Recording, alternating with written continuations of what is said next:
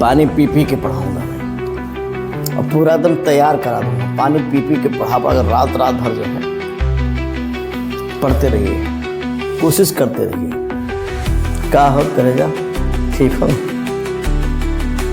ठीक हो, मस्त रहो, व्यस्त रहो, पढ़ते रहो, चलते रहो, है ना, ध्यान लगाते रहो। और ज़िंदगी में क्या है, ज़िंदगी में क्या करिए बस, ठीक है। इससे बढ़कर कोई धन नहीं है। शिक्षा से बढ़कर कोई धन नहीं है। क्वथनांक का उन्नयन। क्वथनांक का उन्नयन क्या होता है? उन्नयन का मतलब होता है बढ़ जाना, और कौन बढ़ जाएगा? क्वथनांक बढ़ जाएगा। चलो देखते हैं होता है क्वथनांक का उन्नयन क्या होता है, इसके बारे में जो है देखते हैं। तो आप हेडिंग लगाइएगा क्वथनांक का उन्नयन। इसको ज़रा साइड पे कर देते हैं, पहले आप इसको समझ जाइएगा, तब इसको जो है बनाइएगा। अब आप ज़रा देखो क्वथनांक का उन्नयन क्या होता है इसके बारे में। ये हमने 2 कंटेनर ले लिया है, दिख रहा होगा, 2 कंटेनर ले लिया है। ये एक में हम विलयन बना देंगे और दूसरे में जो है विलायक रख देंगे। कितने कंटेनर हैं? 2 हैं। ये कंटेनर है, एक पहला है कंटेनर, या कहो बर्तन कह दो, आपको जो अच्छा लगेगा। बर्तन अच्छा लग रहा है तो बर्तन कह दो, अगर कंटेनर अच्छा लग रहा हो तो कंटेनर कह दो। इसमें अगर हम शुद्ध विलायक भर दें, क्या भर दिया है? शुद्ध विलायक, ठीक है, शुद्ध विलायक भर दिया है। और हमको बनाना है विलयन। ये शुद्ध विलायक है, ये यहाँ पे लिख दिया विलायक, ये विलायक है सॉल्वेंट। तो यहाँ जो कण होंगे ये विलायक के होंगे, ठीक है ना। यहाँ जो कण होंगे ये विलायक के होंगे, और ये सब के सब वाष्प में बदल जा रहे हैं, सब के सब वाष्प में बदल जा रहे हैं, ठीक है। इसमें सब के सब वाष्प में बदल जा रहे हैं। अगर वाष्प में बदल जा रहे हैं तो वाष्प दाब होगा।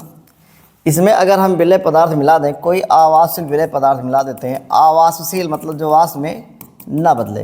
कैसा मिला रहे हैं? आवासशील विलय पदार्थ अगर मिला देते हैं, मान लेते हैं कोई आवासशील विलय पदार्थ ये मिला दिया है, ये आवासशील विलय पदार्थ मिला दिया है, बन गया विलयन, ठीक। अब ये बन गया विलयन, सुनते रहिएगा, समझ में आ जाएगा, बन गया विलयन। इसमें मिलाया क्या है? आवासशील विलय पदार्थ। ये है आवासशील विलय पदार्थ। आवासशील मतलब ये होता है कि ऐसा पदार्थ है जो वाष्प में नहीं बदल सकता है, ठीक। तो आप बता दो, यहाँ पर एक विलय होगा, एक विलायक होगा, एक विलय होगा, एक विलायक होगा, एक विलय होगा, एक विलायक होगा, एक विलय होगा और एक विलायक होगा। जो विलय होगा वाष्प में नहीं बदल पाएगा, लेकिन जो विलायक है वाष्प में बदल जाएगा। विलय वाष्प में नहीं बदल पाएगा, और जो विलायक है वाष्प में बदल जाएगा, मतलब ये सब वाष्प में बदल जाएंगे। तो यहाँ पर देखो वाष्प दाब हमको लग रहा है कम हो गया है, ठीक। विलयन का वाष्प दाब कम हो गया है, किससे कम हो गया है? विलायक के वाष्प दाब से कम हो गया। किसका कम हो गया? विलयन का वाष्प दाब कम हो गया। किससे कम हो गया? विलायक से कम हो गया, ठीक है। अगर अब देखिए क्वथनांक के बारे में अगर हम चर्चा कर दें, इनमें अगर क्वथनांक के बारे में चर्चा कर दें, इसका मतलब इसका जो है क्वथनांक ज़्यादा होगा, मतलब विलायक का जो क्वथनांक जो है ज़्यादा होगा। इसकी क्वथनांक को हमने कह दिया T0। और जो विलयन बना है इसका क्वथनांक कम होगा। क्यों कम होगा? क्योंकि वाष्प कम बन रहा है, और वाष्प कम बना तो देर तक जो है गर्म करेगा, इसका क्वथनांक कम होगा, इसका क्वथनांक अधिक होगा, इसका क्वथनांक अधिक होगा। ये जो विलयन बना है इसका क्वथनांक अधिक होगा, और जो विलायक बना है इसका क्वथनांक कम होगा, ठीक। इसका क्वथनांक अधिक होगा, इसका क्वथनांक कम होगा, क्योंकि जितना ज़्यादा वाष्प दाब होता है उसका क्वथनांक उतने कम होता है, ठीक। इसमें वाष्प दाब ज़्यादा था, इसमें वाष्प दाब कम है, तो इसको देर तक गर्म किया जाएगा, तो इसका वाष्प दाब वायुमंडलीय दाब के बराबर होगा। तो इसका क्वथनांक अधिक होगा, इसका क्वथनांक कम होगा। अब बताओ विलायक था, विलायक में क्या मिलाया हो? आवासशील विलय पदार्थ, जिससे इसका क्वथनांक बढ़ गया है। किसका क्वथनांक बढ़ गया? विलयन का क्वथनांक बढ़ गया है। अब बताओ विलयन का क्वथनांक बढ़ गया, बढ़ने को कहते हैं उन्नयन, और बढ़ा क्या है? क्वथनांक। बढ़ने को कहते हैं उन्नयन, और बढ़ा क्या है? क्वथनांक। इसलिए हेडिंग का नाम है क्वथनांक का उन्नयन। अब पता चले, बताओ भैया कितना बढ़ गया है, तो जरा ध्यान दो। अगर हम यहाँ लिख दें डेल्टा टी और यहाँ लिख दें बी का मतलब बॉइलिंग पॉइंट, ये क्वथनांक का उन्नयन है। तो आप बताओ ज़्यादा यहाँ पर देखा जाए, इसकी अगर हम विलयन का मान लें क्वथनांक T है और विलायक का T0 है, तो कितना बढ़ गया है? T minus T0। तो अगर पूछा जाए क्वथनांक का उन्नयन किसे कहते हैं, तो आप बता दीजिएगा विलयन और विलायक के क्वथनांक के अंतर को क्वथनांक का उन्नयन कहते हैं। विलयन और विलायक के क्वथनांक के अंतर को विलयन का क्वथनांक का उन्नयन कहते हैं। ठीक है, सबसे पहले क्या लिए हो? विलायक लिए हो, उसमें क्या मिलाया हो? आवाज़ से विलय पदार्थ मिला दिए हो, क्या बना है? विलयन बना है। सर इसमें वाष्प दाब ज़्यादा था, इसका वाष्प दाब कम है। वाष्प दाब कम, क्वथनांक अधिक, वाष्प दाब ज़्यादा, क्वथनांक कम। विलयन का क्वथनांक अधिक है और विलायक का क्वथनांक कम है। अब क्वथनांक अगर ये अधिक है तो बढ़ा है किसके कारण? आवाज़शील विलय के कणों के कारण। ठीक, कितना अंतर आया है? Delta T V is equal to T minus T naught. अब इसको ज़रा देख लेते हैं कि इसके माध्यम से क्या बनेगा। अगर आपको कहीं इसकी जो है परिभाषा या भाषा लिखना हो तो इसको ज़रा देखते हैं। ये भाषा लिख दिया गया है, आप जो है इसको नोट कर लें और समझा दिया गया है। क्वथनांक का उन्नयन जल्दी नोट कर लें, ये बना हुआ है। ठीक,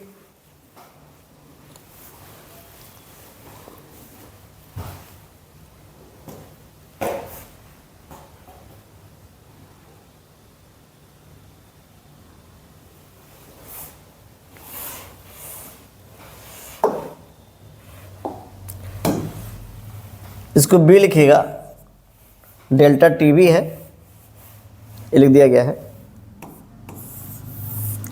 जब किसी शुद्ध विलायक में कोई आवाज़शील विलय पदार्थ घोला जाता है तो विलयन का वाष्प दाब कम हो जाता है।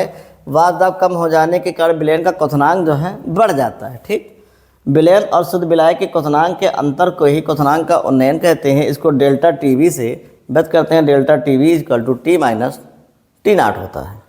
ठीक है, कोई दिक्कत तो नहीं है। चलिए अगला टॉपिक देखते हैं। अगला टॉपिक है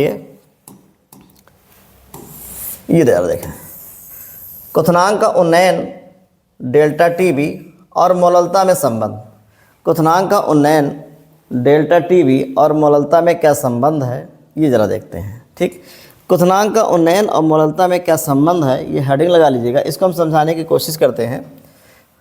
अब कैसे क्या बनता है इसको ज़रा देखते हैं। इसको साइड में लगा देते हैं। ठीक, प्रयोग द्वारा देखा गया, कुछ चीज़ें प्रयोग द्वारा हो जाती हैं। प्रयोग द्वारा ज्ञात हुआ, क्या ज्ञात हुआ? प्रयोग द्वारा ज्ञात हुआ है कि क्वथनांक का उन्नयन, जो क्वथनांक का उन्नयन है, क्वथनांक का उन्नयन कुछ समझ में आ रहा है ना? क्वथनांक का उन्नयन वो विलयन के मोललता के समानुपाती होता है। ये ऑब्जेक्टिव में भी क्वेश्चन आता है। क्वथनांक का जो उन्नयन है वो विलयन के मोललता के समानुपाती होता है। अड़सम गुणधर्म इसलिए। अब बताओ, क्वथनांक के उन्नयन को आप डेल्टा टी वी से व्यक्त करते हो, ये समानुपाती आ जाएगा। मोललता को एम डैश या एम से व्यक्त कर दो, स्मॉल एम से व्यक्त कर देते हैं। चलो इसको एम डैश से व्यक्त कर देते हैं, मोललता है। ठीक है, अब आप बताओ, यहाँ पर आ गया है delta T V equal to, हटेगा तो एक कांस्टेंट आ जाता है के बी। के बी आ गया यहाँ पर मोललता। समीकरण नंबर 1 हम जानते हैं मोललता का फार्मूला। मोललता का फार्मूला हम जानते हैं, क्या जानते हैं? स्मॉल डब्लू अपान में स्मॉल एम इंटू 1000 अपान में कैपिटल डब्लू। ठीक, स्मॉल डब्लू अपान में स्मॉल एम इंटू 1000 अपान में कैपिटल डब्लू। मोललता को लाकर इसमें रख दिया जाए। अगर मोललता को लाकर इसमें रख दिया जाता है तो बन जाएगा delta T B is equal to K B, या उसके स्थान पे आएगा स्मॉल डब्लू अपान में स्मॉल एम इंटू 1000 अपान में कैपिटल डब्लू। ये अब आप ज़रा सोचो, ये जो है इक्वेशन बन गया है। ये इक्वेशन जो है बन गया है। ये इक्वेशन बन चुका है। थोड़ा इसको ऊपर कर देते हैं। ठीक, अच्छा किसमें पूछ रहा था? मोललता में संबंध। तो मोललता में संबंध आप यहाँ तक लिख सकते हैं, यहाँ तक लिख सकते हैं। ठीक, कुछ किया नहीं, संबंध व्यक्त कर दिया है। ये क्वेश्चन आया है कि क्वथनांक का उन्नयन डेल्टा टी बी और मोललता में क्या संबंध है। ये ठीक, कोई दिक्कत? अच्छा, अब यहाँ पर कैसे लिखते हैं? अगर आप इसके माध्यम से लिखना चाहें कि कैसे क्या है, तो हमने बना के रखा है सब। इसे पहले से नोट कर दिया जाता है कि जैसे आपको लिखने में कोई जो है दिक्कत ना हो। जैसे ये है, अब इसको समझो। इसको अगर समझना चाहते हैं तो लिखा प्रयोग द्वारा यह ज्ञात हुआ है कि क्वथनांक का उन्नयन डेल्टा टी बी, इट बी है, इसको बी कीजिएगा। डेल्टा टी बी विलयन की मोललता के सीधे समानुपाती होता है, विलयन की मोललता के सीधे समानुपाती होता है, तो ये मोललता यहाँ पर आ गया है, ये हटेगा तो कांस्टेंट आ जाएगा, ये बन के तैयार हो गया है। तो हम कह सकते हैं मोललता है और ये क्वथनांक का उन्नयन है, यही जो है संबंध है। तो अगर पूछा जाए क्वथनांक के उन्नयन और मोललता में क्या संबंध है, तो delta T B equal to K B into मोललता। के बी विलायक का मोलल उन्नयन स्थिरांक है। के बी जो है, अगर पूछा जाए के बी क्या है, जो के बी लिखा है ये विलायक का मोलल उन्नयन स्थिरांक है, विलायक का मोलल उन्नयन स्थिरांक है, मोलर उन्नयन स्थिरांक है, स्थिरांक है ये, ठीक। विलायक का मोलल उन्नयन स्थिरांक है, ठीक है। अगला जरा देखते हैं, ये उसी को प्रूव कर दिया गया है। अगला जरा देखते हैं। अब क्वेश्चन कैसे पूछा गया, 2025 में आया है। अब जरा क्वेश्चन देख ले भैया, क्या क्वेश्चन कह रहा है ये, क्वथनांक का उन्नयन से आप क्या समझते हो? अरे आज ही समझा है, आज ही समझा क्वथनांक का उन्नयन क्या होता है। क्वथनांक का उन्नयन से आप क्या समझते हैं, इसका मोललता से क्या संबंध है, 2025 में आया हुआ है। अब बताओ 2 नंबर में 2025 में आया, क्वथनांक का उन्नयन से आप क्या समझते हैं, इसका मोललता से क्या संबंध है, अभी हमने बता दिया क्या संबंध है, उसी का आंसर है, ठीक है। अच्छा, अगला जरा चेक करते हैं। ये गजब का टॉपिक आ गया है। अब आप जरा समझो, पहले क्वेश्चन को नोट कर लिया करो आप। राउल्ट के नियम की परिभाषा लिखिए, मतलब राउल्ट के नियम को परिभाषित करना है। इस नियम के आधार पर विलय के मोलर द्रव्यमान मतलब अणुभार होता है, को परिकलित करने का व्यंजक प्राप्त कीजिए। राउल्ट के नियम को परिभाषित कीजिए तथा उसकी सीमाएं लिखिए। राउल्ट के नियम को परिभाषित करना है और उसकी जो है सीमाएं लिखना है, ठीक। ये अब जरा देखो कैसे होता है, इसको थोड़ा सा इसको हम समझा देते हैं, फिर इसको जो है आपको लिखवा देते हैं। राउल्ट के नियम की जो सीमाएं हैं और नियम क्या है, ये P naught minus P S upon में पी नॉट, इस पूरे बंदे को कहते हैं वाष्प दाब का आपेक्षिक अवनमन। क्या बोलते हैं, वाष्प दाब का आपेक्षिक अवनमन। क्या बोलते हैं, वाष्प दाब का आपेक्षिक अवनमन, ठीक है। बोले जाओगे, वाष्प दाब का आपेक्षिक अवनमन। Lowering point in vapour pressure, relative lowering point, ठीक। ये P naught minus P S upon में पी नॉट, वाष्प दाब का आपेक्षिक अवनमन ये होता है विलय के मोल प्रभाज के बराबर होता है, विलय के मोल प्रभाज के बराबर होता है, मोल प्रभाज के बराबर होता है ये। और आप जानते हो विलय का मोल प्रभाज कैसे व्यक्त किया जाता है, ये आता है P naught minus P S upon में P naught is equal to small N upon में small N plus capital N, ये इसके बराबर होता है, ठीक। अब ये आता कहाँ से है, प्रूफ कहाँ से होता है, अगर आप जानना चाहते हो तो बता दे रहा हूँ, ठीक है। अगर आप जानना चाहते हो तो बता दे रहा हूँ कैसे बनता है। चलिए अब ज़रा देखो, इसके लिए 2 कंटेनर लेता हूँ, पात्र है ये कंटेनर, एक ये है और एक और इसके साथ में ले रहा हूँ। ध्यान से समझिएगा, ये 2 कंटेनर ले रहा हूँ, एक में विलयन भर दूंगा और एक में जो है ये विलायक होगा ऐसे। एक में विलयन है, एक में विलायक है, एक में विलयन है और एक में जो है विलायक भरा हुआ है। इसमें हमने जो है विलायक भर दिया है, ये विलायक है, मन लगा के समझिएगा, मन लगा कर, ये विलायक है, ये विलायक, इसका वाष्प दाब पी नॉट है, ठीक। अब आप बताइए, यहाँ जो कण होंगे सब के सब विलायक के होंगे, एकदम क्लियर है ना। सब के सब जो कण होंगे विलायक के होंगे, सब के सब किसमें बदलेंगे, वाष्प में बदलेंगे। अब बताओ सब के सब वाष्प में बदल गए तो यहाँ आ गया वाष्प दाब, ये बन गया वाष्प दाब। इसमें अगर हम आवासशील विलय कण मिला दें, आवासशील विलय के कण मिला दे रहे हैं, अब आप बताइए विलय के कण अगर मिला देंगे तो इसमें विलायक और विलय दोनों होगा, विलायक और विलय दोनों होगा। विलायक वाष्प में बदल जाता है लेकिन विलय वाष्प में नहीं बदलता है। विलायक वाष्प में बदल जाता है लेकिन विलेय वाष्प में नहीं बदलता है। ये अब आप बताओ यहाँ पे जो कण होंगे ये एक विलायक के होंगे, एक विलेय के होंगे, एक विलायक के होंगे, एक विलेय के होंगे, एक विलायक के होंगे, एक विलेय के होंगे। जो विलेय है वाष्प में नहीं बदल पाएगा, जो विलेय है वाष्प में नहीं बदल पाएगा, और जो विलायक है वो वाष्प में बदल जाएगा। ये सब के सब वाष्प में बदल गए हैं। ये है वाष्प, तो ये इसका होगा वाष्प दाब। यहाँ वाष्प ज़्यादा बन रहा है तो वाष्प दाब ज़्यादा होगा, यहाँ वाष्प कम बन रहा है तो वाष्प दाब कम होगा। ये कम है और यहाँ वाष्प दाब क्या है, अधिक है। क्लियर।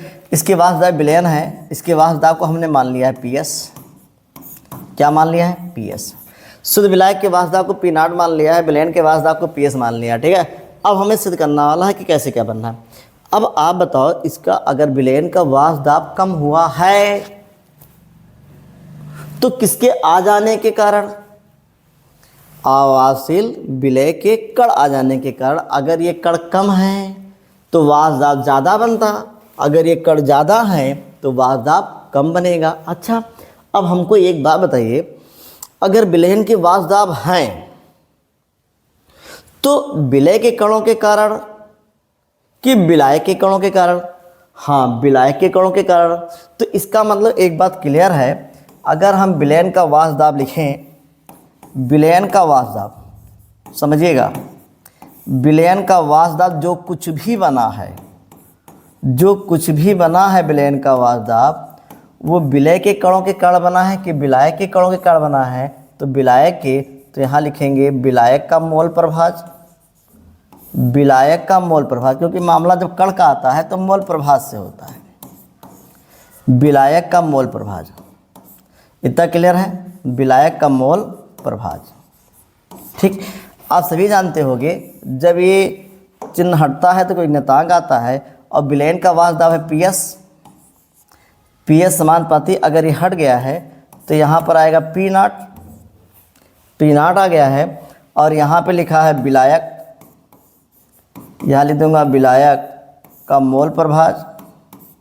ठीक है, विलायक का मोल प्रभाज, विलायक का मोल प्रभाज, ये विलायक का मोल प्रभाज है, यहाँ भी मोल प्रभाज लिखिएगा, मोल का प्रभाज लिख दिया था, विलायक का मोल प्रभाज है। कुछ समझ में आ रहा है ना? ये आप पढ़कर आए हो कि विलेय और विलायक का मोल प्रभाज एक के बराबर होता है, क्योंकि हम जानते हैं, क्या जानते हैं कि विलेय का मोल प्रभाज, विलेय का मोल प्रभाज,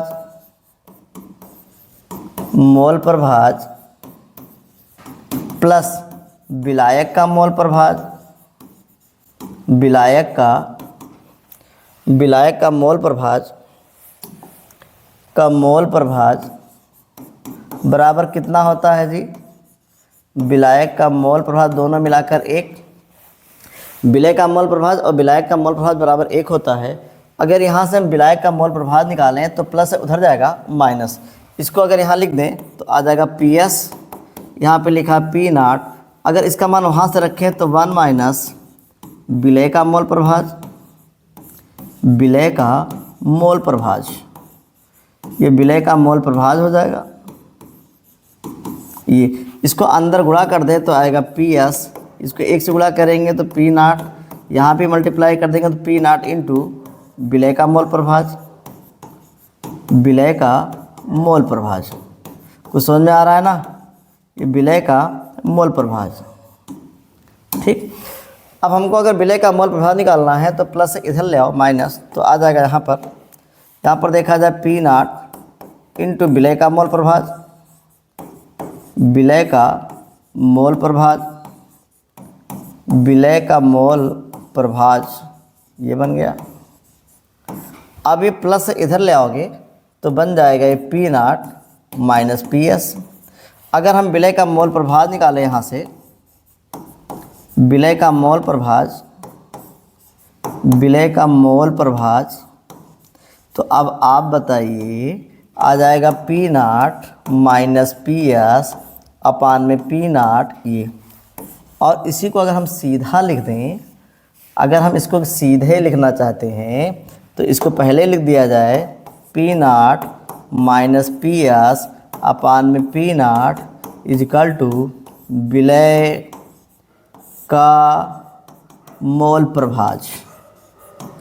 ये हमने ड्राइव कर दिया है, कहाँ से आया है, कैसे बना है, ये सब जो है बता दिया है। ये अब जरा देखो, ये ठीक, ये राउल्ट के नियम को हमने परिभाषित या प्रूफ भी कर दिया है कि वाष्प दाब का आवश्यक अवमंदन विलयन में उपस्थित विलय के मोल प्रभाज के बराबर होता है। इसको आप नोट कर लें, अगर आप नोट करना चाहते हैं तो नोट कर लें। ये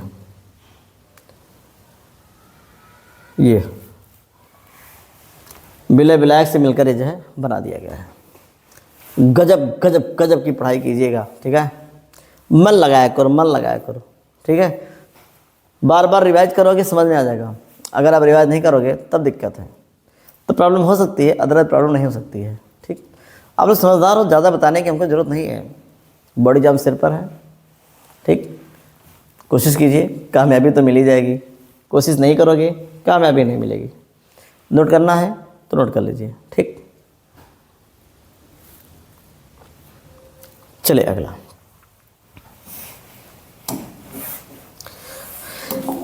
अगला इसी में है। अगर आप लिखना चाहते हैं इसको कि कैसे क्या बनेगा तो इसको आप लिख सकते हैं। इसको लिखना चाहो तो आप लिख लीजिए, राउल्ट का नियम ये लिखा हुआ है, जल्दी से नोट कर लो, जल्दी नोट कर लो इसको।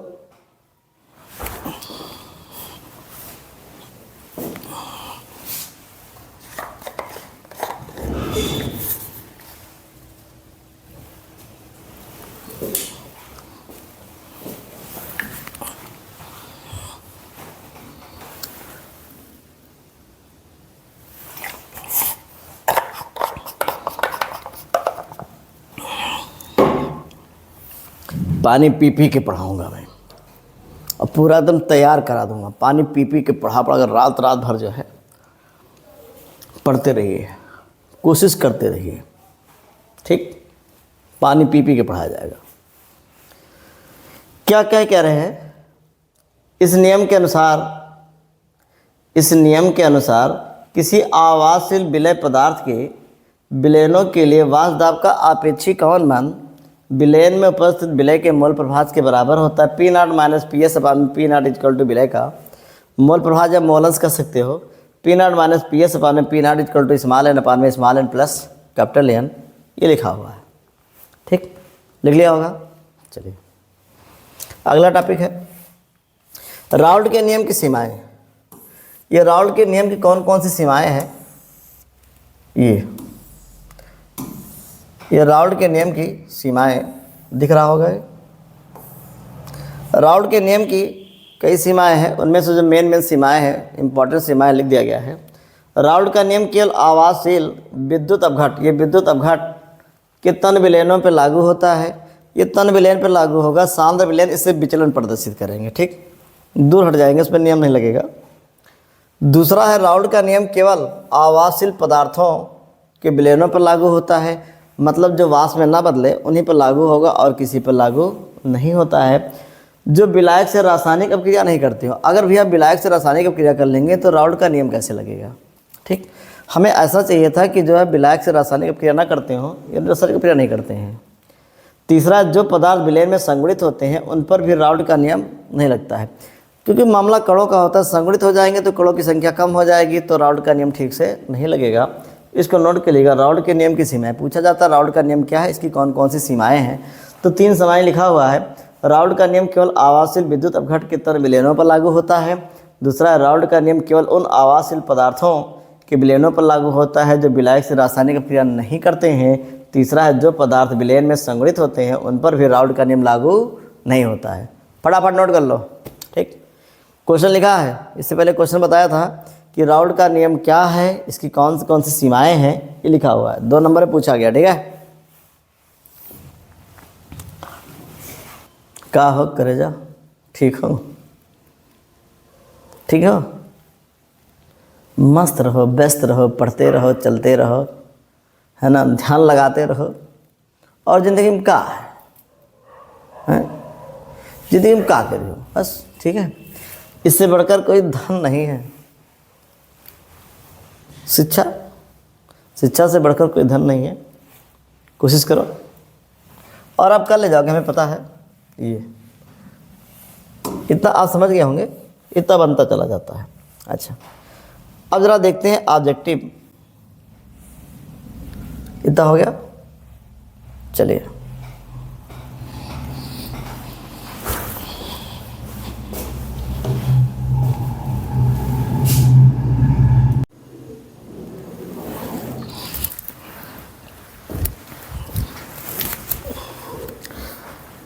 इससे पहले बिलियन के जितने भी इंपॉर्टेंट टॉपिक थे उसको क्लियर कर दिए गए हैं। अब बिलियन में कौन कौन से न्यूमेरिकल इंपॉर्टेंट है इसके बारे में चर्चा करने वाला हूँ। पहला न्यूमेरिकल नोट कीजिएगा, 2019 और 2024 में आया हुआ है। 3 ग्राम यूरिया को 100 ग्राम जल में घोलने पर क्वथनांक में उन्नयन की गणना कीजिए। जल के लिए मोलल उन्नयन स्थिरांक का मान दे रखा है। तो सबसे पहले आप जानो विलेय और विलायक क्या है। जिसकी मात्रा कम होती है विलयन में वो विलेय है, और जिसकी मात्रा ज़्यादा होती है वो विलायक है। ठीक, जिसकी मात्रा कम है वो विलेय है और जिसकी मात्रा ज़्यादा होती है वो विलायक होता ही है। चलो देखते हैं। तो पहले देखिए विलेय और विलायक कैसे हम पहचान सकते हैं। ये देखो, यूरिया कितना ग्राम है, 3 ग्राम है, विलेय है। जल कितना ग्राम है, 100 ग्राम है, विलायक है। तो सबसे पहले अगर हम देखें यहाँ पर यूरिया लिख दिया है, यूरिया विलेय है, याद रखना यूरिया विलेय है। यूरिया का भार, यूरिया विलेय है और विलेय के भार को स्मॉल w से व्यक्त करते हैं। 3.0 ग्राम है, अर्थात 3 ग्राम है। यूरिया का अगर आप अणुभार निकालें तो यूरिया का अणुभार आप याद रखिएगा 60 होता है। और फार्मूला NH2CO NH2 का अणुभार निकाल लिएगा, मॉलिक्यूलर वेट के नाम से जाना जाता है ये m, ये 60 है। जल ज़्यादा है तो विलायक है, ये विलायक है।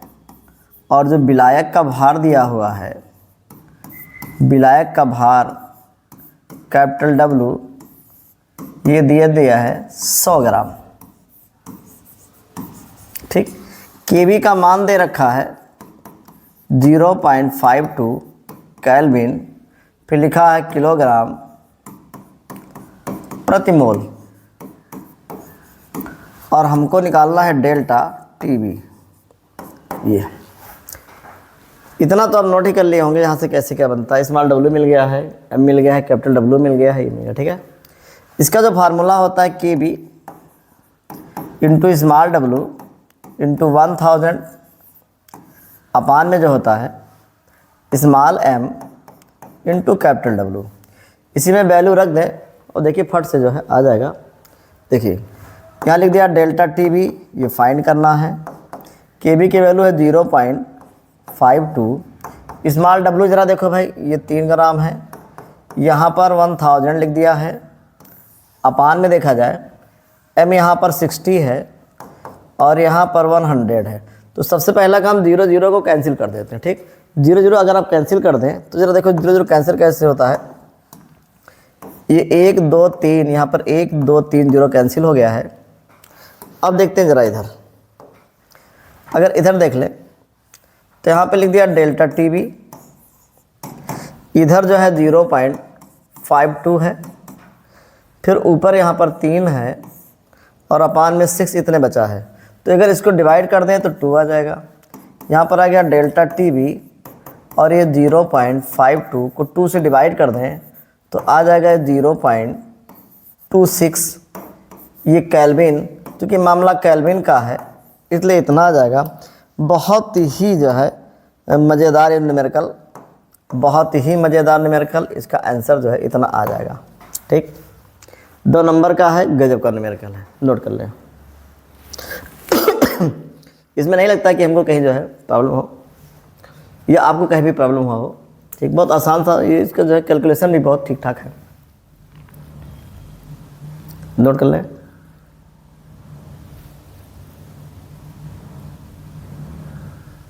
चलिए अगला जो न्यूमेरिकल है, इसको चेक करते हैं। पहले न्यूमेरिकल को बढ़िया समझ लीजिए। किस ताप पर ग्लूकोज का 5% W/B विलयन। W/B विलयन का मतलब होता है विलयन का आयतन 100 ml होगा, उसमें विलय का भार दिया होगा। W/B विलयन है तो विलय का आयतन 100 ml होगा और इसका दिया होगा, इसका जो है वायुमंडल दिया हुआ है दाब, परासर दाब ये है। इसको आप जरा देखो कैसे क्या है, इसको थोड़ा ऊपर लगा देते हैं, दिख रहा होगा। कह रहे ग्लूकोज, जो ग्लूकोज लिखा हुआ है का 5% W/B का अर्थ है, इसका अर्थ पहले जान लें क्या मतलब है। इसका का अर्थ है, ठीक, इसमें देखा जाए विलय, विलय का मतलब ग्लूकोज, विलय मीन्स हो गया यहाँ पर ग्लूकोज का जो भार है, भार स्मॉल w वो 5 ग्राम है। ये कहीं और से इसी में से लिखा गया। विलयन का आयतन देख ले, जो विलयन का आयतन है, आयतन B वो दे दिया है 100 ml, लेकिन ml में नहीं होता है, लीटर में होता है। लीटर में अगर इसको बदलोगे तो 1000 से इसको डिवाइड कर दीजिएगा, आ जाएगा 0.1 लीटर। ये ठीक, ये B मिल गया है, इतना लीटर आ गया है। परासर दाब पाई दिया है, परासर दाब को P से भी व्यक्त करते हैं और पाई से व्यक्त करते हैं। तो NCERT में पाई दिया है तो पाई लिख दिया है। ये 7 atm है, एटमॉस्फेयर है। R की वैल्यू दे दी है 0.0821 लीटर वायुमंडल, लीटर वायुमंडल। फिर लिखा है प्रति केल्विन प्रति मोल, ये इतना लिखा हुआ है, आपको सॉल्व करना है। तो परासर दाब का ऐसा फार्मूला लगाओ जिसमें W अपान जो है M दिया हो। तो हम जानते हैं फार्मूला, परासर दाब का अगर फार्मूला लिखा जाए तो ये पाई B, ये पाई B परासर दाब है। यहाँ देख लिया जाए W/M RT, W/M RT इतना आ गया है। हमको यहाँ से जो मान निकालना है, देख लो किसका क्या मान है, किस ताप पर T निकालना है। अगर हम यहाँ T की वैल्यू निकालें तो क्रॉस मल्टीप्लाई कर दें तो आ जाएगा ये पाई B, इधर आएगा M और अपान में आ जाएगा RT। ये पहले समझो, ठीक, इतना आ जाएगा। T इक्वल टू इतना आ गया है। अब इधर देखते हैं, यहाँ से लिख दिया है T, पाई की वैल्यू है 7, B है 0.1, M देखो, ये इसका अणुभार अगर निकाला जाए, ग्लूकोज का अणुभार, तो याद रखिए ग्लूकोज का अणुभार जो है 180 होता है। या लिखिएगा ग्लूकोज का अणुभार, ये सब चीज़ें याद रखने वाली है, ना दिया हो तो रख दिया करो 180। इसको आप घर पे निकाल लेंगे तो ग्लूकोज का अणुभार 180 आ जाएगा। बटे में R की वैल्यू दी है 0 पॉइंट, देखो दिया है 0.821 भी लिखा हुआ है। और यहाँ पर जो बचा है T का मान निकालना था, ये इतना ही आ जाएगा। ये T यहाँ से हट जाएगा क्योंकि T की वैल्यू निकालनी, इतना आ जाएगा। ठीक, यहाँ पे आ गया है पाई BM, ठीक, ये आएगा W, यहाँ पे छूट गया था, आ जाएगा W, ठीक। और W दे रखा है इसका स्मॉल w, देखो यहाँ 5 दे रखा है। इसको अगर सॉल्व करें हम यहाँ से, इसको अगर सॉल्व करते हैं, ये देखो ये 5 से 7 कट जाए, 5 से 15 होता है, आया 3, 5 36। डेसिमल अगर हटा दें, जरा देखो तो ऊपर आया 7, डेसिमल अगर हटा देते हैं तो 1 2 3 4 अंक के बाद है। तो अगर यहाँ देखा जाए ये, तो आ जाएगा 1 1 0 2 0 3 0 4 हो जाएगा।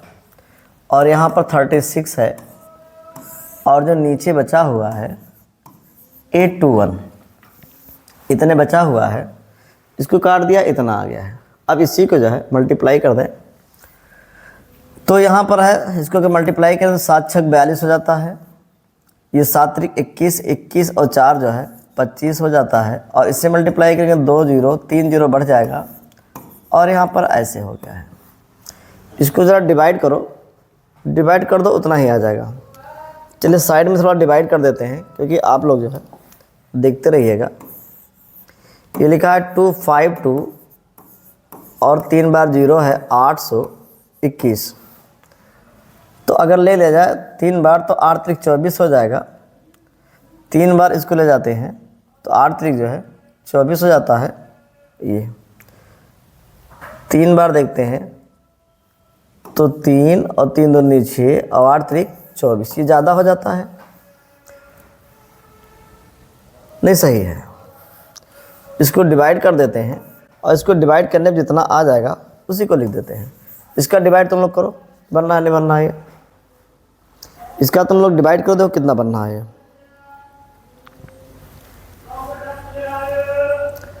इसका अगर डिवाइड कर दिया जाए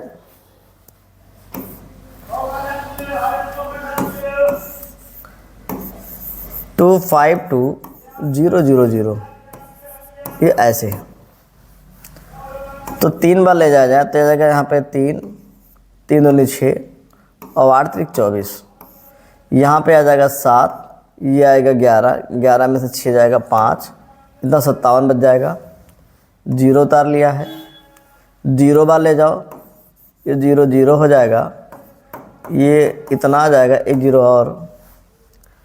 तो अगर यहाँ पे आ जाए 6 बार ले जाओ, 6 कम 6 और 6 दूनी 12 और 8 छक 48, 1 49, यहाँ पे आ जाएगा 4, यहाँ पे आ जाएगा 7, यहाँ पे 16, 16 में से अगर 9 घटा दें तो आएगा 7, लगा दो डेसिमल, इतना।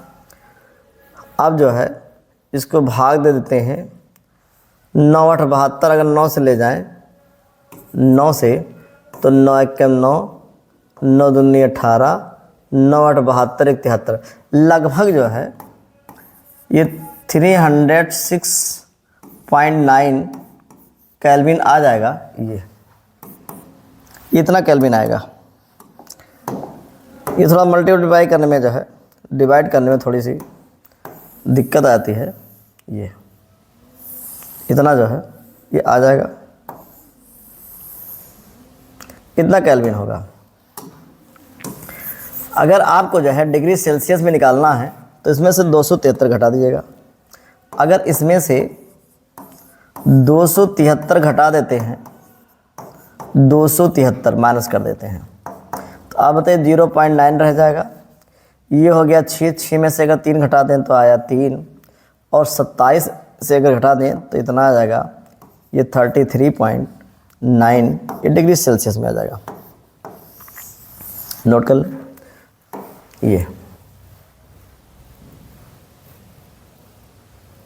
नोट कर लो। इससे बहुत से जो है क्वेश्चन इंपॉर्टेंट है, दिख रहा होगा अच्छे से।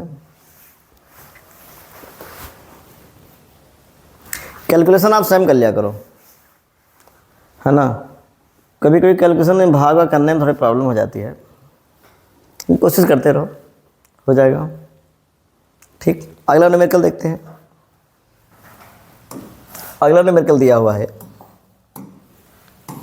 समझो न्यूमेरिकल को, समझो आप, तब तो लगेगा, अन्यथा नहीं लगेगा। ये दिख रहा होगा। कह रहे किस ताप पर 0.45 ग्राम ग्लूकोज को 250 ml जल में घोलकर विलयन बनाया गया है। ताप ज्ञात करना है। विलय विलायक पहचान लो, जिसकी मात्रा कम है वह विलय है, जिसकी मात्रा अधिक है वह विलायक है। कह रहे हैं इसका पराशर दाब क्या होगा। पराशर दाब संबंधित बहुत से न्यूमेरिकल आते हैं। ताप कितना है 0 डिग्री सेल्सियस। ताप हमको परम ताप चाहिए तो 0 में 273 जो है ऐड कर देते हैं, आ जाएगा 273 केल्विन। ये टी मिल गया है ठीक। ग्लूकोज अर्थात विलय का भार, ये ग्लूकोज है, ब्रैकेट में विलय, ये विलय लिख दीजिएगा। विलय का जो भार दिया हुआ है स्मॉल w, ये दे दिया है 0.45 ग्राम, ये है। विलेन का आयतन जो बना लिया गया है 250 ml, लेकिन आयतन हमको चाहिए किस में, लीटर में। तो इसको 1000 से अगर आप डिवाइड कर दें ये, तो इसको देखा जाए 25 चौका 100, ये 1/4 लीटर आ जाएगा ये। इसको और बढ़िया से अगर लिखना हो तो आ जाएगा 1/4 लीटर। इसको भाग कर दीजिएगा, ये बी मिल गया है। ठीक, ग्लूकोज का अणुभार अगर निकाल लें, अभी बताया था मैंने ग्लूकोज का अणुभार कितना होता है जी। तो ग्लूकोज का जो अणुभार होता है बताया था ना, कितना होता है, किसी को याद है? ग्लूकोज का जो अणुभार m होता है 180 होता है। ग्लूकोज का अणुभार कितना होता है, 180 होता है। ठीक, अब आप फार्मूले में रख लें, r की वैल्यू दी हुई है, अगर आप फार्मूला लगा देते हैं और देखते हैं क्या मिलता है। प्रासरण दाब ज्ञात करना है, यहाँ लिख दिया प्रासरण दाब, प्रासरण दाब फाइंड करना है। हम फार्मूला जानते हैं pi B is equal to W/m RT। P भी लिख सकते हो, यहाँ से अगर पाई की वैल्यू निकालें तो आ जाएगा W/RT/MB। W की वैल्यू अगर देखा जाए तो 0.45 है, R दिया है 0.0821 और यहाँ T देखा जाए 273 है। इसका कैलकुलेशन बड़ा ही जबरा है। M देखो 180 है और यहाँ पर देख लेते हैं B दे दिया है 1/4 है, इतना दे दिया है, इतना दे दिया है। चलो आगे देखते हैं अब कैसे मान निकालना है ये। ठीक, अगर इसको हम 45 लिख दें, 45, इसको अगर हम 45 लिख देते हैं तो बटे में 100 आ जाएगा। इसको अगर हम 821 लिखते हैं तो बटे में 1 के बाद 4 जीरो वाला आ जाएगा, 1 2 3 4 जीरो, और यहाँ पे लिख दिया है 273 ये।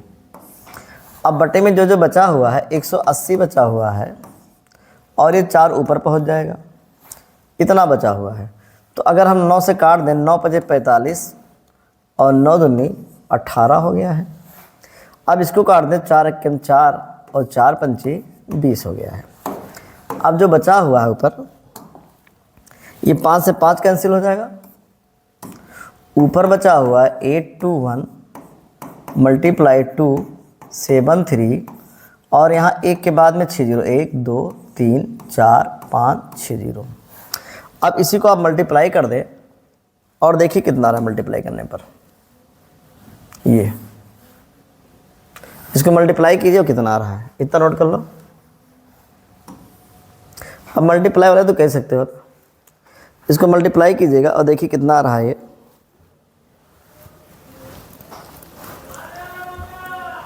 इतना नोट कर लो।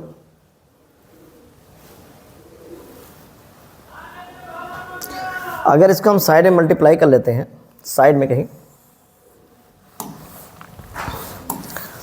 लिखा है 821 और इसको मल्टीप्लाई करना है 273 से। तो 3 का अगर 1 से करेंगे 3 आएगा, 3 का अगर 2 से करेंगे तो 6 आ जाएगा और यहाँ पर 24 आ जाएगा। 7 का 1 से करेंगे 7 आ जाएगा, यहाँ पर 7 को 2 से करेंगे 14 आ जाएगा और 7 8 56 56, 1 57 हो जाएगा। 2 का यहाँ से कर देंगे, ये 2 आ जाएगा, यहाँ 2 का 2 से करेंगे 4 आ जाएगा और 8 दूनी जो है 16 हो जाएगा। यहाँ 3 बचेगा, 7 6 13 होता है, यहाँ 4 4 8 2 10 11 हो जाएगा। ये 9 9 और 4 13 13 1 14 हो जाएगा। ये 2 आ जाएगा, यहाँ पर 2 आ जाएगा, ये इतना आएगा। अगर इसको देखें तो ये आने वाला है 224,133 अपान में 1,0,0,0,0। इसको भाग दे देंगे तो ये आएगा 2.24 नियर अबाउट। ये प्रासरण दाब है तो इसका मात्रक वायुमंडल, लगभग में लिख दिया है, ये लगभग में इतना है।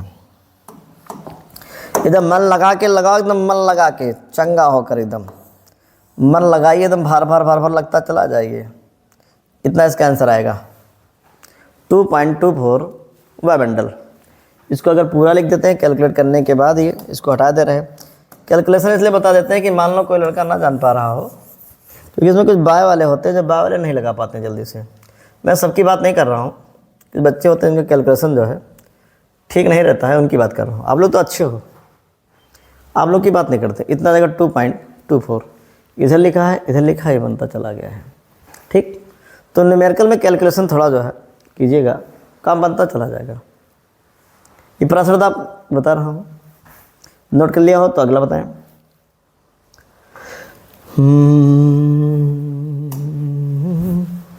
ये अब इस न्यूमेरिकल को आप देखें, 2000 जो न्यूमेरिकल आया है, थोड़ा सीधा कर देते हैं। ये न्यूमेरिकल जो आया है 2018 और 2000 जो है 23 में आया हुआ है। ये पहले न्यूमेरिकल नोट कर लें आप, तब कैलकुलेशन ज़्यादा है। न्यूमेरिकल में कैलकुलेशन आपको करना पड़ेगा तो पड़ेगा भाई, है ना। क्या किया जाए इसमें भाई, इसमें कुछ कर भी नहीं सकते हैं। चलिए, कह रहे इतना ग्राम कार्बनिक यौगिक, तो स्मॉल डब्ल्यू दे दिया है 0.707 ग्राम। ये कह रहे एसीटोन के 10 ग्राम इसमें घोला जाता है। एसीटोन, एसीटोन का फार्मूला जानते होंगे। ये एसीटोन का दे दिया 10 ग्राम। एसीटोन विलायक है, का भार कैपिटल W बराबर 10 ग्राम। ये क्वथनांक वृद्धि जो दे दिया है डेल्टा TB, ये 56.88 डिग्री सेल्सियस है। कार्बनिक यौगिक का अणुभार ज्ञात करना है, स्मॉल m जो है फाइंड आउट करना है। एसीटोन का जो है क्वथनांक दे दिया है, आणविक उन्नयन स्थिरांक दे दिया है। आणविक उन्नयन स्थिरांक माने KB की जो वैल्यू दी 16.6, यहाँ पर लिखा है किलोग्राम प्रति मोल। कैलकुलेशन ज़्यादा है, इस पे आप करना है। एसीटोन का अणुभार इतना दिया हुआ है। ठीक, जरा एसीटोन का अणुभार निकाल लेते हैं। CH3 COCH3 का अणुभार, एसीटोन का अणुभार याद रखिएगा, कैपिटल M इजिकल टू 58 होता है। हो सकता है इसका अणुभार जरूरत ना पड़े, इतना है।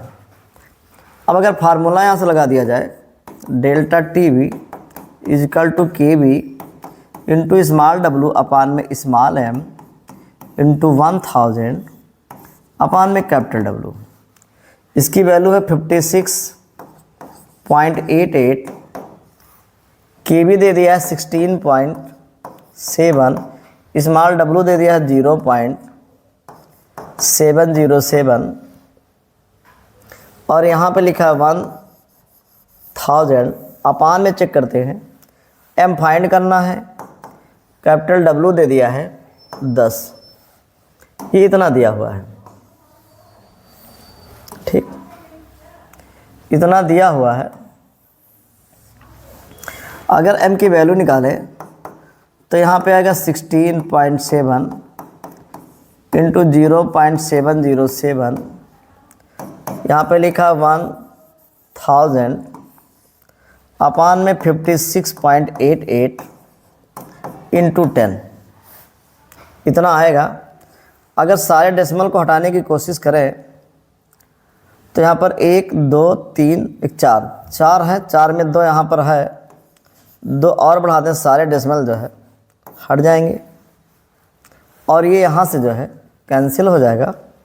अब इतना बचा है m इजिकल टू 167, यहाँ पे 707 बटे में 5688, इसी को आपको जो है मल्टीप्लाई करके डिवाइड कर देना है। ये अब इसका मल्टीप्लाई आप कर लीजिए और करने के बाद डिवाइड कर दीजिए, बनता चला जाएगा ये। ठीक, अब मल्टीप्लाई कर देते हैं तो अगर देखा जाए 167 का मल्टीप्लाई 707 से है तो 7 7 49 हो गया, 9 और 7 6 जो है 42, 42 और 4 जो है 46 हो जाता है, और 7 एकम 7 और 4 11 हो गया। ये 0 0 0 हो जाएगा। 7 से कर देते हैं 6 सॉरी ये 9, 7 से अगर फिर कर देते हैं तो यहाँ पर आ जाएगा ये 9 6 1 1 कितना आएगा। ये ऐसे ऐसे छोड़ के लिखा जाता है, यहाँ पर 9, ये 6, यहाँ पर 10, ये 7 8, यहाँ पर 1 1 इतना आ जाएगा। तो ऊपर अगर मल्टीप्लाई कर दिया है हमने तो इतना आ गया है। यह है 118069। फिर से देख लेते हैं।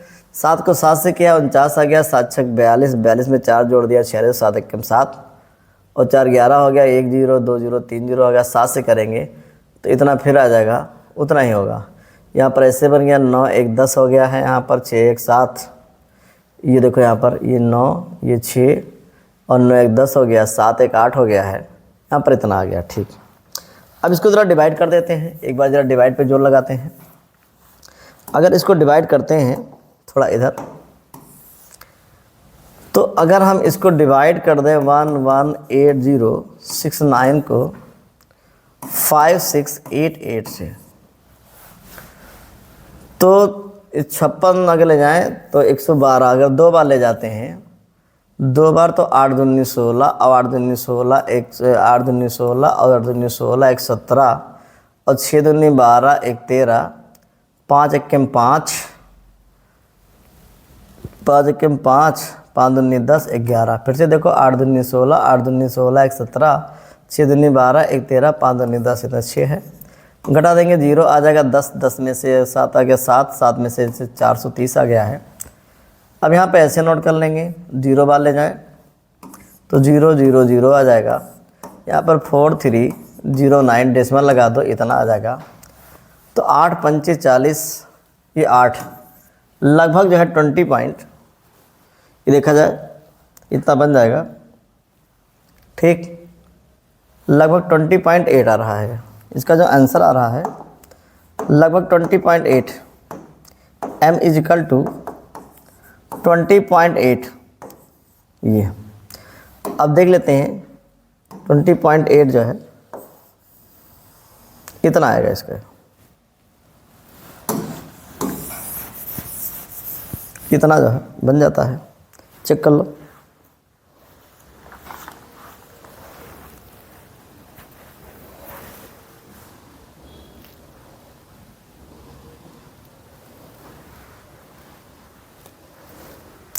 ट्वेंटी 20.8 के आसपास ये जो है आ जाएगा।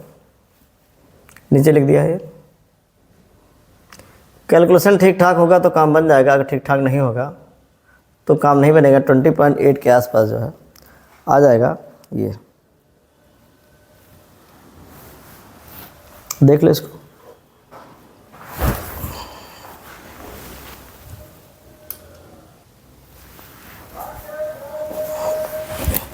ये लगभग इतना जो है आ रहा होगा। ये इसको थोड़ा सा जो है नीचे लिख दें,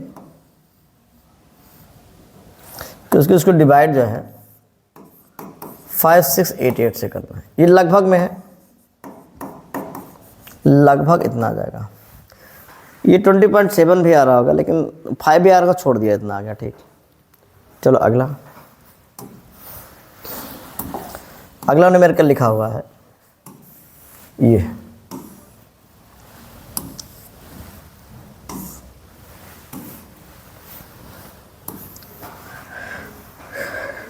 लिखा है 20 डिग्री सेल्सियस ताप पर किसी आवासशील वैद्युत अनअपघट पदार्थ के 10 ग्राम को 100 ग्राम जल में विलय करने पर वाष्प दाब इतने से इतना घटकर हो गया है। ठीक, ये कभी राउल्ट का नियम पढ़ा होगा आपने, P0 माइनस PS अपान में P0 equal to small w upon में small m, small w upon में स्मॉल m, और यहाँ पे रहा होगा ये कैपिटल M अपान में कैपिटल W। ये फार्मूला होता है, ये राउल्ट के नियम का फार्मूला होता है। P0 माइनस PS अपान में जो है P0 स्मॉल w अपान में small m into capital M अपान में कैपिटल W। इसका मतलब हमको बिले विलायक पहचानना होता है, काम बन जाएगा। ठीक, चलिए देखते हैं।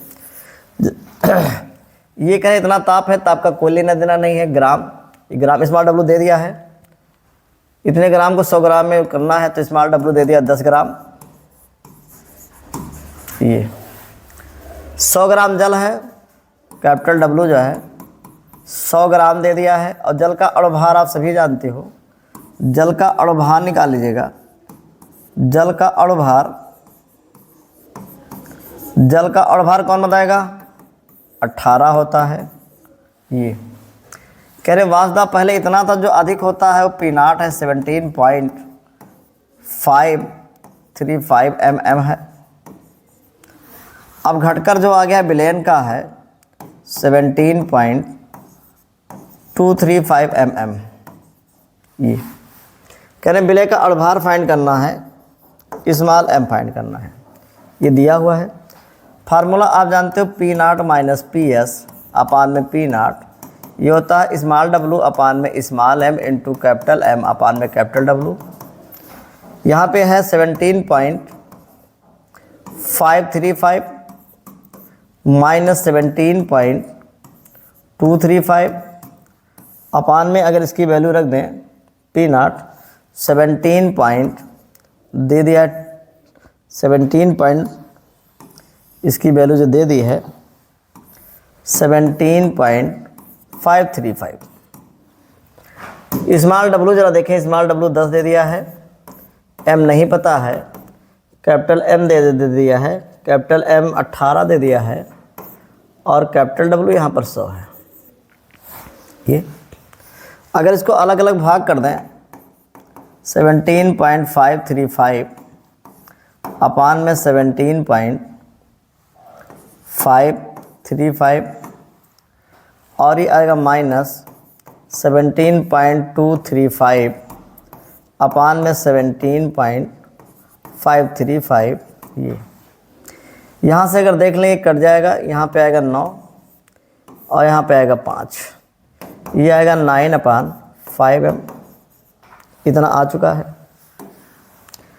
अब इसको अगर देखें तो कैंसिल हो जाएगा पूरा, ये 1 आ जाएगा, डेसिमल हटा देते हैं तो आएगा 17,235, ये 17,535, ये आएगा 9/5m। ये अब इसका अगर एलसीएम ले लेते हैं, बात वही है। एलसीएम अगर लेते हैं, काट दें इसको 5 से, 5 से अगर काटो तो 5 × 15 आया 2, 5 × 20 आया 2 23, 5 × 20 और 5 × 7 35, 5 × 15 आया 2, 5 × 20 आया 2, 5 × 20 आया 3, 5 × 7 35, 5 से काट दें तो 5 × 15 या 15 आया 2 5 हम 25 और 5 × 7 35, इतना आ जाएगा। इसका मतलब 1 - 3447 अपान में 3507, ये 9/5m। यहाँ तो नोट कर लो। इसका ज़रा एलसीएम ले लेते हैं इधर। अगर इसका एलसीएम इधर ले लें, इधर देखते रहिए, घबराना नहीं है, क्योंकि क्वेश्चन है, न्यूमेरिकल है तो लगेगा ही। इसका एलसीएम अगर ले लें तो 3507, ये आ जाएगा 3507 माइनस 3447 और यहाँ पे है 9/5m।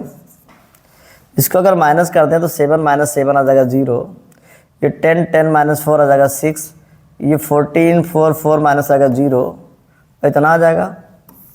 अपान में है 3507, ये है 9/5m।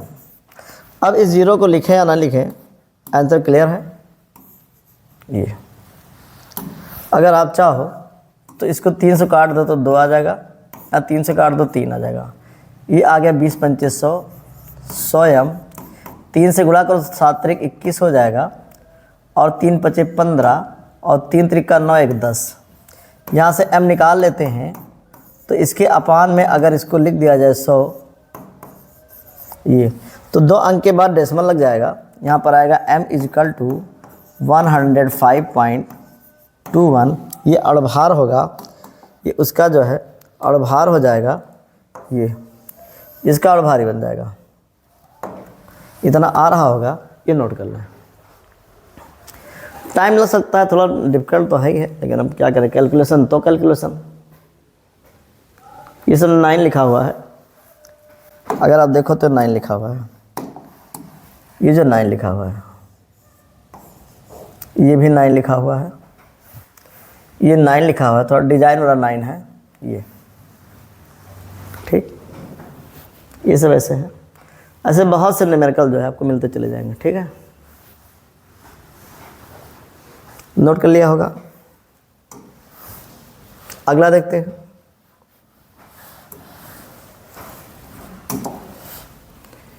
ये सब के सब जो है उसी प्रकार के हैं। ये एक न्यूमेरिकल ही आया है, इसको ज़रा देख लें, बहुत टॉप क्लास का न्यूमेरिकल है ये। 2023 में भी आया हुआ है ये, ऐसे भी न्यूमेरिकल आते हैं बहुत,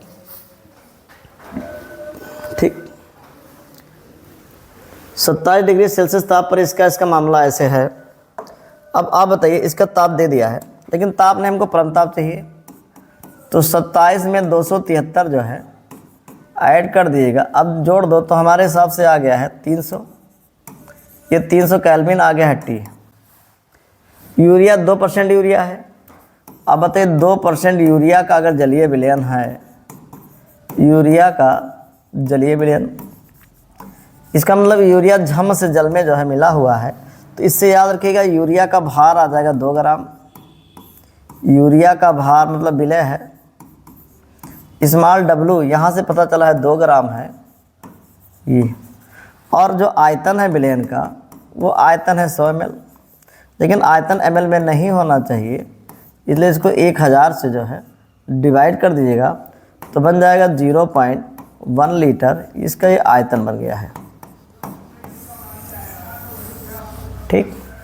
R की वैल्यू दे दी है 0.082 दिया है लीटर, वायुमंडल लीटर दे दिया है, वायुमंडल दे दिया है, प्रति केल्विन है, प्रति मोल है, ये इतना दिया हुआ है। अब थोड़ा और देखते हैं, ज्ञात क्या करना है, प्रासरण दाब।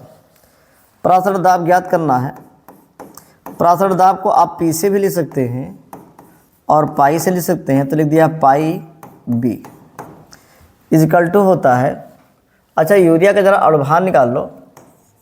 यूरिया का अणुभार आप जानते होंगे, बताया था, यूरिया का अणुभार 60 होता है। अच्छा, ग्लूकोज का 180, यूरिया का अणुभार m इजिकल टू 60 आ गया है।